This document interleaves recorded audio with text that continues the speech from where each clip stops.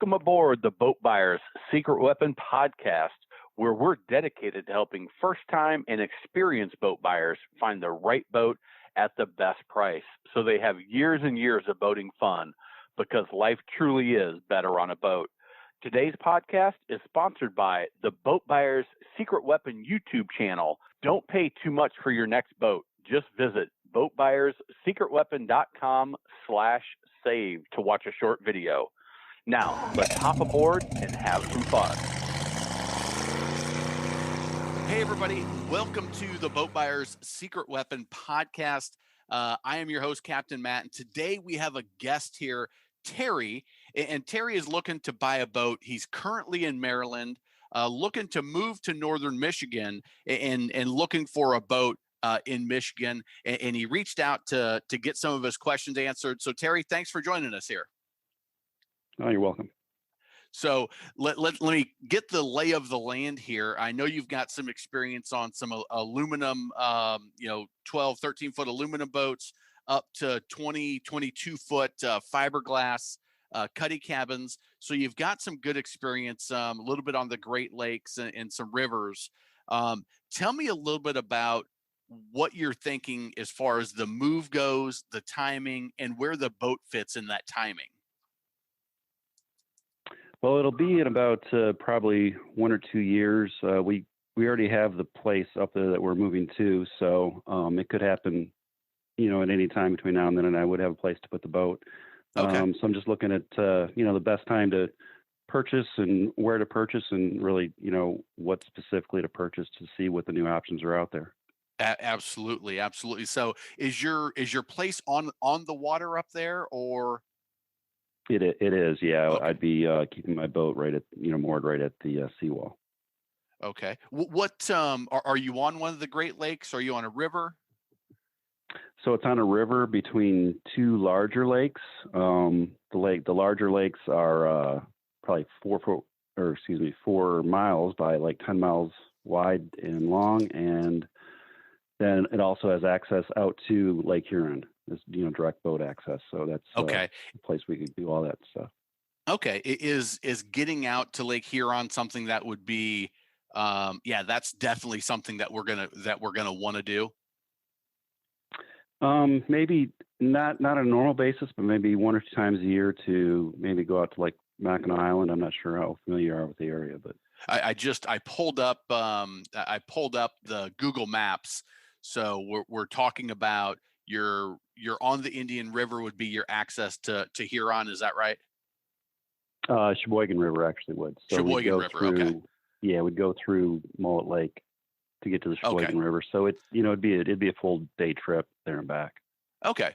Well, that gives me a little bit idea that's hey, every now and again we might do that for a special adventure, but for the most part, we're going to be on the river and inland lakes.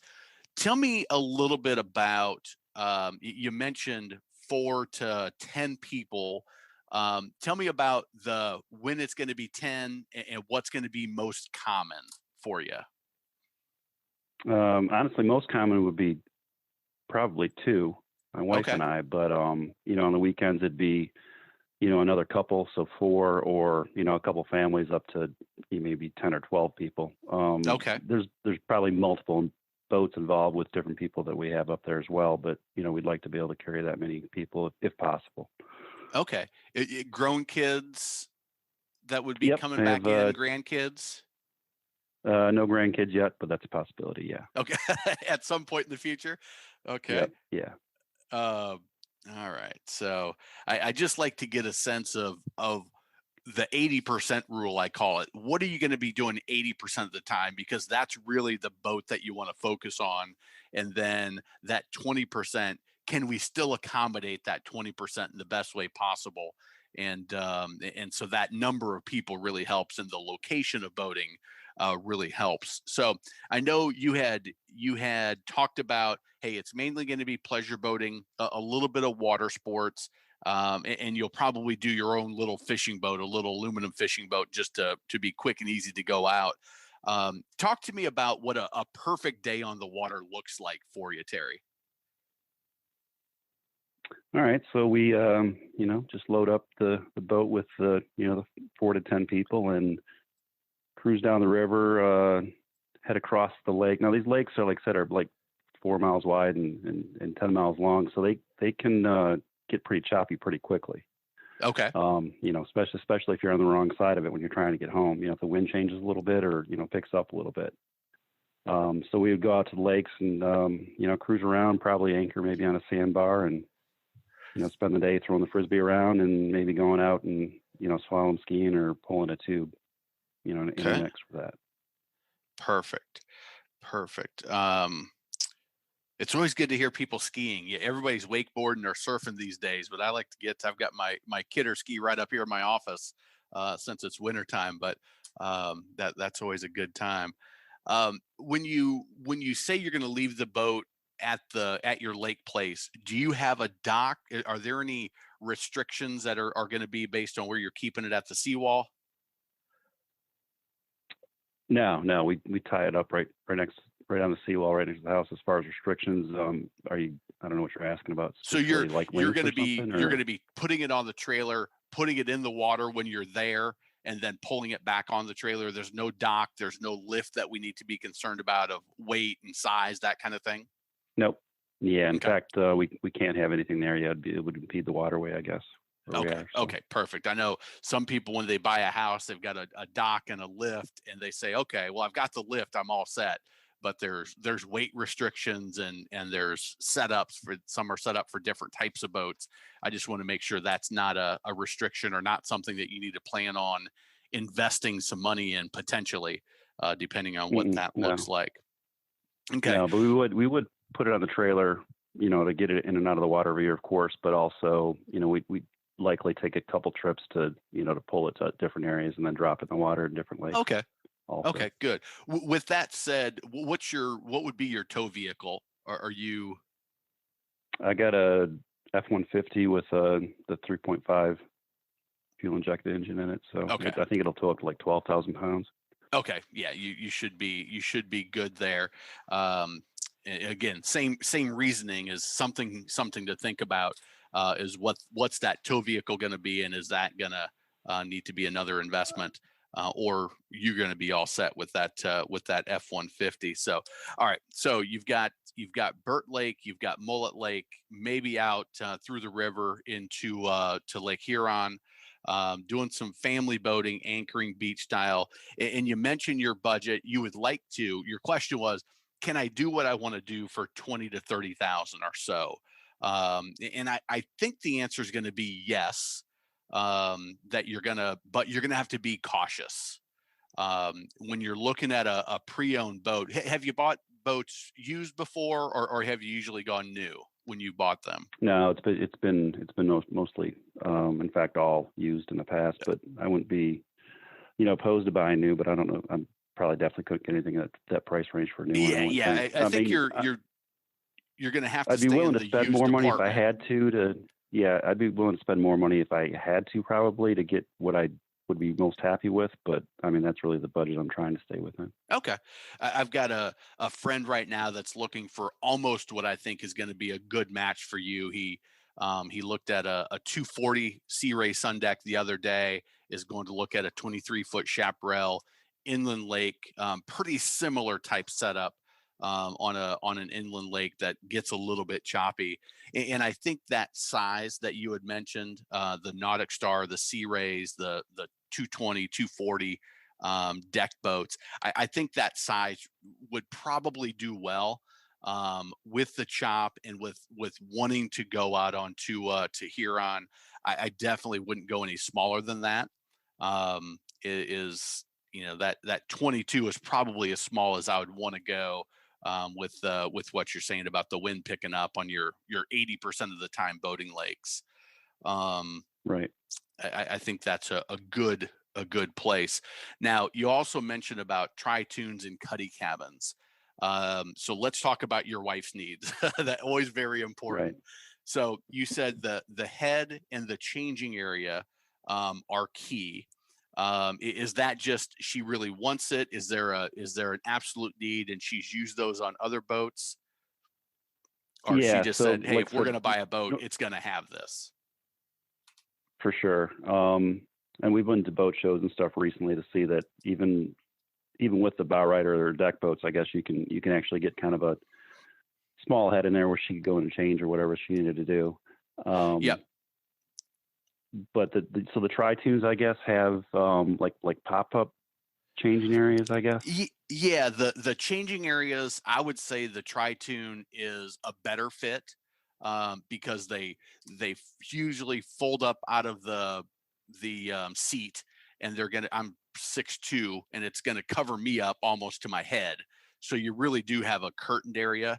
Now the difference is you don't have a built-in head that's like a pump out head, like let's say a 240 Sun Deck would have, that it goes into a holding tank and you suction it out.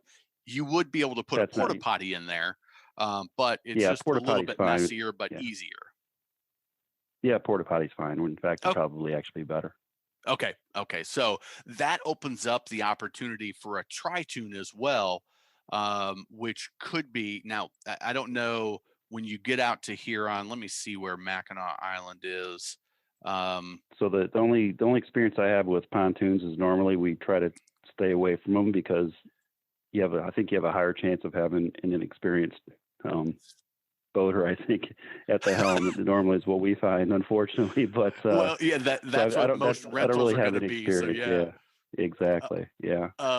Now, if they're, in my mind, for a lot of people on freshwater lakes, and even now in saltwater at times, the tri-tunes give you great value on the new side. So if somebody's looking at a new boat, you can get a tri-tune, 22-foot tri-tune, 24-foot tri-tune with a 150 that's going to run 35 miles an hour. It's got all the space you would need when you got 10 people on board, do all the water sports. And I just spent 2 days at 2 different boat shows looking at about every boat there, and you can get that boat for 40 to 50,000 new. Okay, that's a little bit outside your budget, but it gives you everything that you would want to do. And I'm, like I said, I'm 6'2", about 225, and I can slalom ski behind that boat, a 22 with the 150. I've done it many times.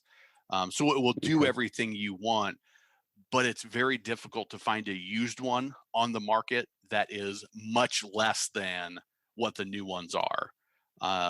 Whereas on the fiberglass side, you can find a lot more options to do what you want to do in a fiberglass deck boat bow rider type setup.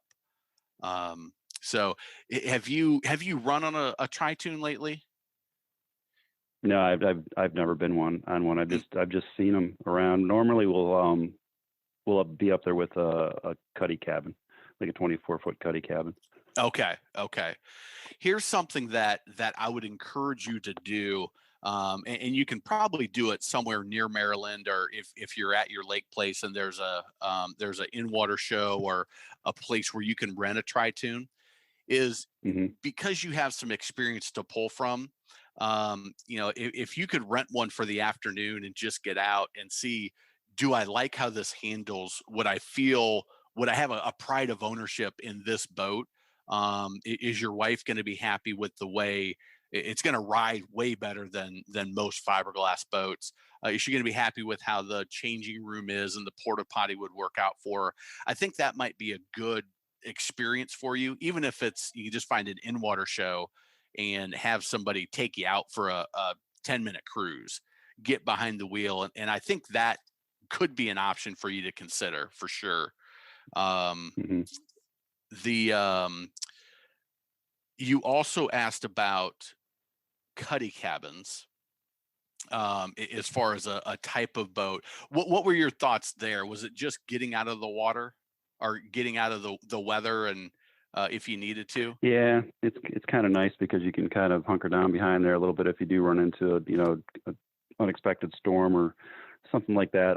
But I guess it limits you on seating capacity, though, obviously, because you can't you can't really get up there and use it as a bow rider, basically. Yeah. You put, usually on those you put 4 people, you get pretty crowded. 6 is you're about full. So I think unless you really were going to overnight, I think that's a style I would probably stay away from. And that's actually, you know what, that's something that's a negative in the tri-tune as well for you. Because if weather is something that can come up out of nowhere up there, and you start blowing, there's really nowhere to hide on a pontoon. There's no windshield. There's no dash. There's no wind dam that you can put in and kind of protect everybody. So if that's a common occurrence or something that happens often enough, that might push me back in towards, hey, just focus on those fiberglass deck boats. Yeah, it's definitely. I mean, I wouldn't say it's really common, but you can always get a thunderstorm blow up in the in the summertime, and then, like I said, even if the wind changes a little bit, and it starts coming down the lake instead of across, then the waves can pick up pretty quickly and just and you're going to be living there, so you're going to be going out. It's going to be, hey, we're just running over to a friend's house and hanging out a little bit, and then you got to make your way back. Yeah, that pushes me to think that fiberglass boat with a true helm and a closing windshield and a wind dam would be something that 3-4 times a year you're going to be real happy you have. And I think that would be, my gut tells me that's probably a better decision from the tri-tune. So you also asked about so that's the changing room, getting out of the wind and the rain. We kind of talked about that.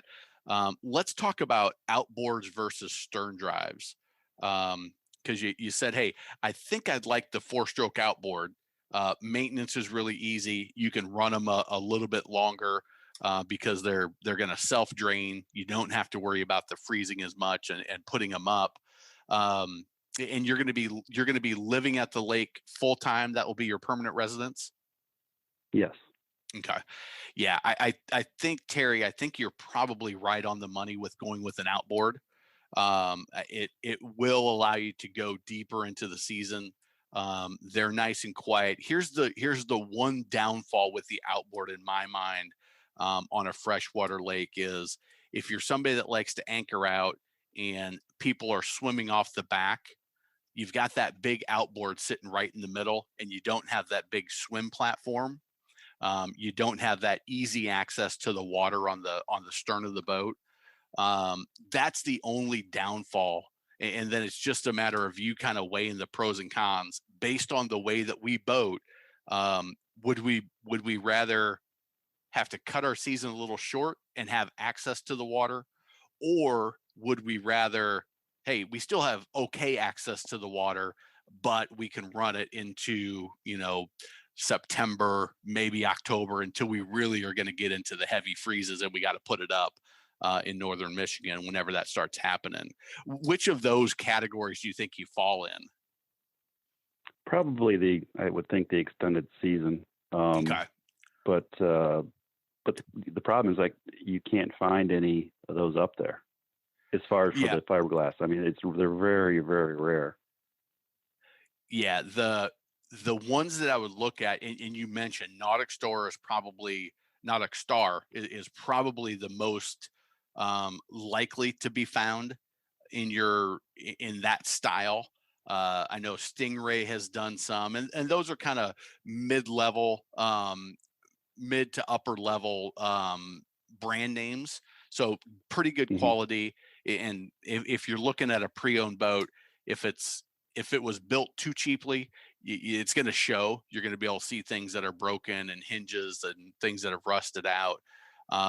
But you might just want to widen your search area, and maybe find, somewhere in Michigan or even, between Maryland and Michigan, if you ever make that drive, that you find a dealer that's really has been successful selling Nautic Star, and look in that market area.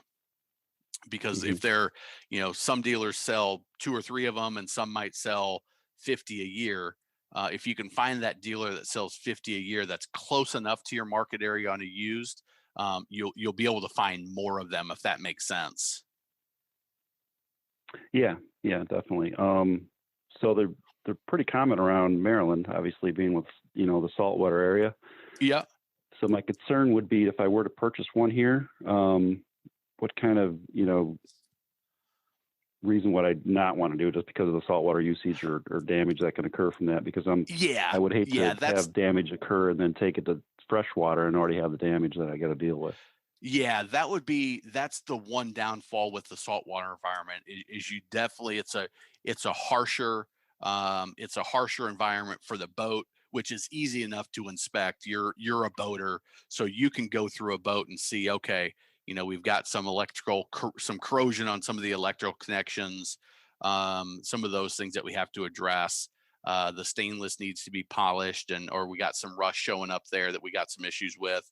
But the outboards, if they've been well maintained, if they've been flushed, you should be okay, going from saltwater into fresh, because it's going to an easier lifestyle for itself. Just make sure that when you pull that cowling, you're really looking down in every crevice and crack that you can find with a flashlight, and you're looking for salt buildup, you're looking for corrosion, and just be very conscious of that. The best thing that you could do is, hey, I found one that's that's a little bit further inland, that they ran at the coast 2 or 3 times a year, but it was mainly run in salt water, or I'm sorry, mainly run in fresh water. So maybe taking where in Maryland are you? Are you near like DC? Are you Yeah, near DC, okay? exactly. So, maybe looking like the Harrisburg, Pennsylvania area, or Pittsburgh, something like that, where it may Richmond, Virginia, where, hey, maybe I can find some good freshwater boats that were only used in salt a little bit, to give yourself some more options. And then, just be really diligent on your inspection. And I would encourage you to also have a technician look at it, and just go through it. Assume you're going to have to change the impeller. Assume you're going to have to change the fluids and everything when you take ownership of it, and just figure that into the cost of buying.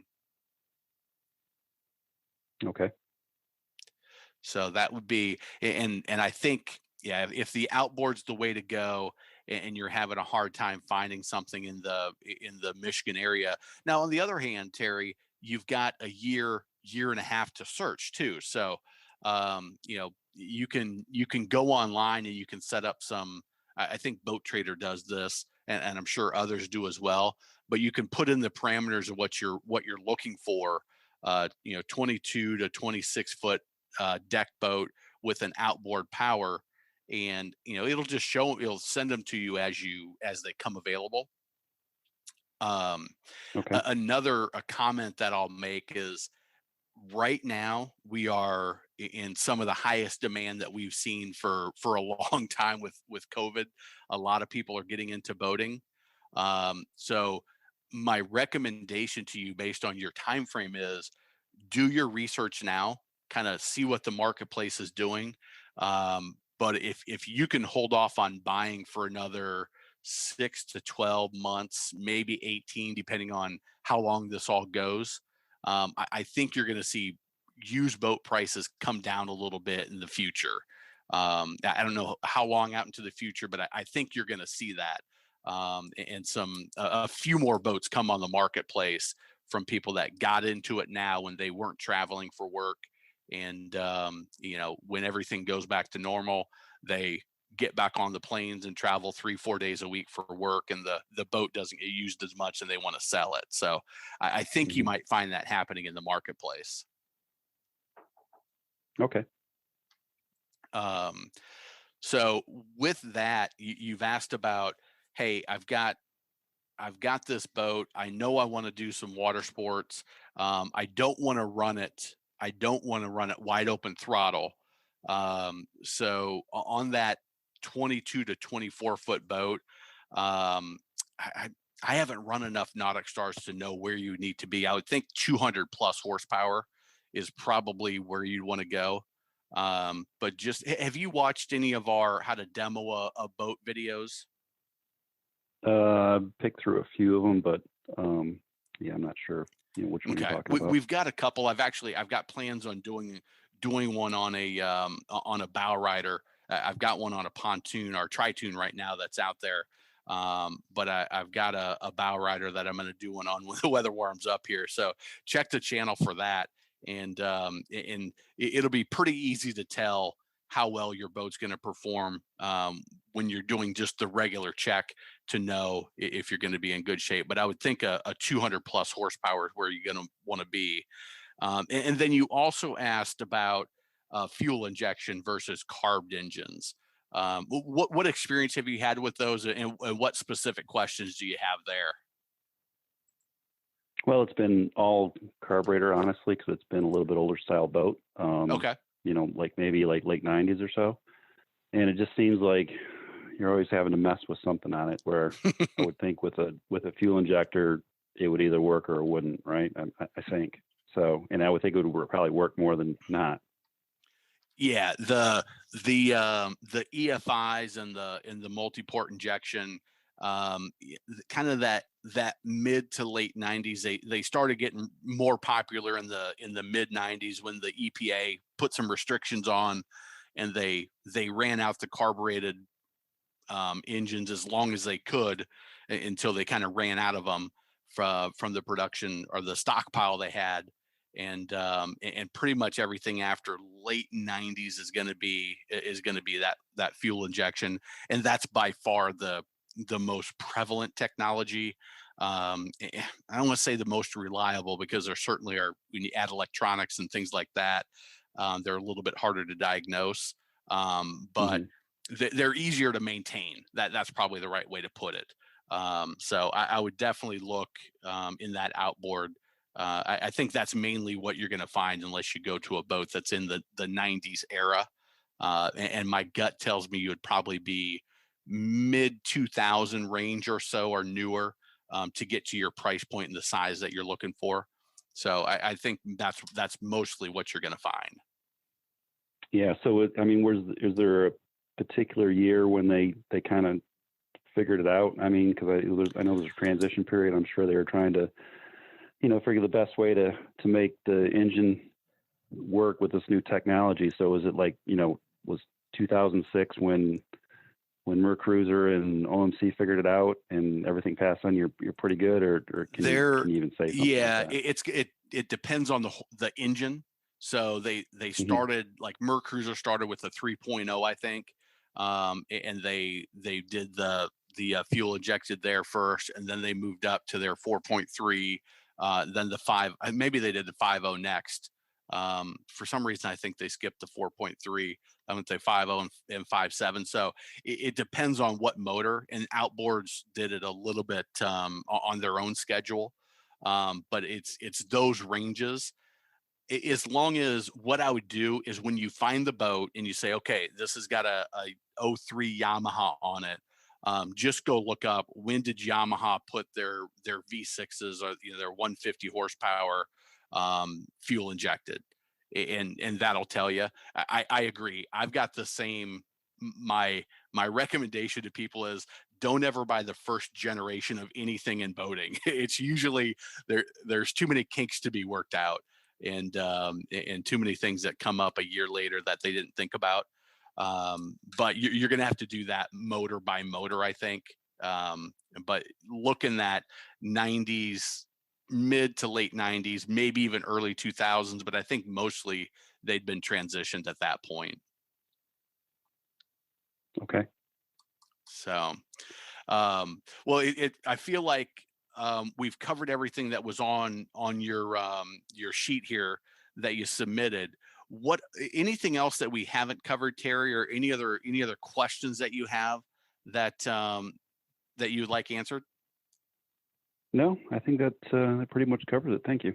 Let's pull up the anchor and run this podcast back to the dock. We'll be back again with another helpful and fun episode next time. If you'd like to be a guest on the podcast, visit boatbuyerssecretweapon.com/guest, and I'll help offer insights into your boat research and shopping experience. Also, we'd appreciate it if you took just 2 minutes to rate and review this podcast on Apple, Spotify, or wherever you get your podcast. It helps others find us so we can help more boaters. If you enjoyed this episode, please share it in your boating groups on social media. They will certainly thank you. And by the way, if you haven't already, grab your free Boat Buyers Secret Weapon Toolkit at boatbuyerssecretweapon.com/toolkit. And so you don't pay too much for your next boat, visit boatbuyerssecretweapon.com/save for a short video.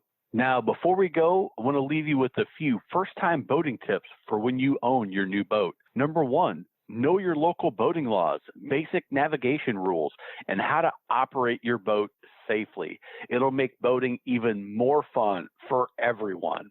2, be aware of your wake at all times and pay attention to no wake zones because you are responsible for your wake.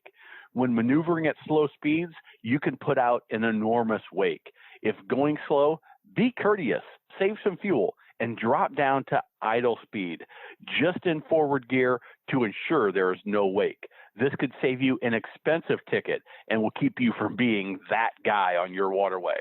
Number 3, boats do not have headlights. They have docking lights, specifically made for seeing in tight quarters and docking. Do not turn your docking lights on while cruising down the water. It can blind other boaters and is very dangerous and, again, could save you an expensive ticket. Number 4, follow the maintenance schedule for your boat. Change the oil, impeller, gear lube, winterize if you need to winterize in your area. Inspect your trailer tires, bearings, and grease the hubs if you're a trailer boater to ensure you don't experience expensive and unnecessary repairs that will impact your boating time. Number 5, always double check your plug is in, your battery is charged, and the fuel is full before heading out for a day on the water. It could just save your boating day. And if you're a trailer boater, I've got a few extra tips. Number 1, at the boat ramp, prepare your boat, your gear, and your guests in the staging area. Then, when you're ready, back down the ramp, unload the boat, head to the parking lot, and right back down to your boat to be fast and courteous to your fellow boaters and don't tie up that ramp unnecessarily. Next, use transom tie-down straps when trailing your boat. Very bad things can happen if you don't, and they do happen. 3, check everything in the boat is secure before heading down the road. Seat cushions, gear, keys, towels, even tubes and lily pads can get blown out when pulling your boat down the highway or interstate. And most important, have fun. Enjoy your boat and get on the water as much as possible because life truly is better on a boat. Until next time, this is your friend in boating, Captain Matt.